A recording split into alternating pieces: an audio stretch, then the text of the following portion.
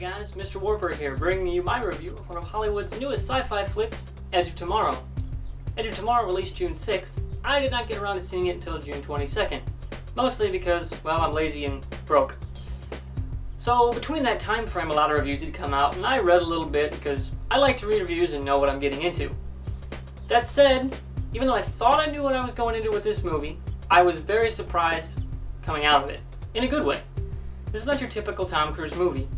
Usually from the get-go, he's this super spy, the super soldier, the guy who can do everything nobody else can. But in this movie, at least for the first 20-30 minutes-ish, maybe a little more, he's just this whimpering reporter who doesn't want to go into battle and will do anything to get out of it, and he gets killed a bunch of times because he has no idea what he's doing, which is kind of refreshing from a Tom Cruise standpoint. The other lead in this movie is Emily Blunt. She's just a total badass. And she's got a really interesting backstory that kind of works its way out through the story if you're paying attention. Part of that backstory is very integral to the plot. The other stuff you kind of pick up on with their sort of failed her and Tom Cruise love story thing. It's not really that important to the movie, but it is there, just to let you know. Now the real part of this, being a summer movie, is that it's got a lot of action. And they do the action very, very well.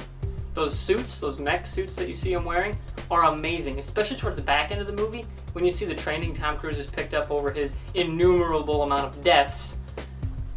The suits just look amazing when he's like shooting sideways and just flying around the battlefield, killing everything. It's amazing. Now the story is kind of a World War II D-Day parody, and I love that kind of stuff. Especially with the sci-fi angle of it, it really makes it cool. And they offer a really interesting twist on it, especially the actual invasion, which is modeled directly after the invasion of Normandy, more or less. A lot of parallels there, and I love that being a history guy. That said, the climax of the movie falls flat.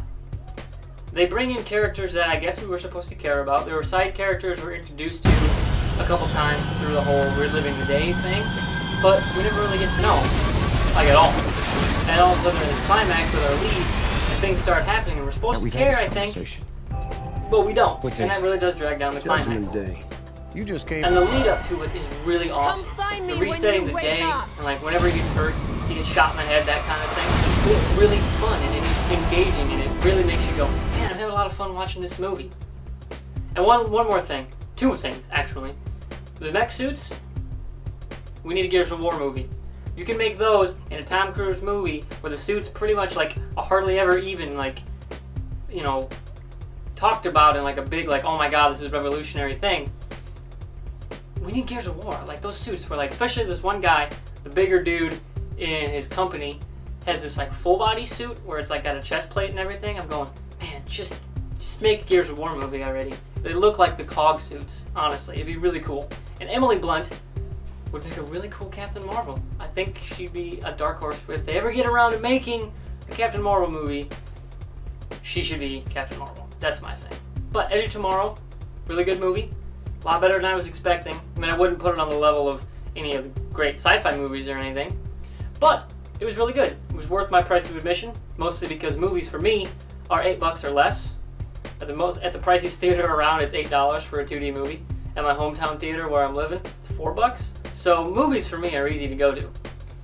And if it's in your theater now, still even 3-ish weeks, probably by the time this is up, go see it. I think it's worth it. If not, rent it or buy it on Blu-ray if you like sci-fi and action movies, because you're going to like this movie. It was really good. Despite the back-end climax not being as good as I'd hoped, it was still a really fun, engaging movie throughout. So for the No community, I'm MrWartburg.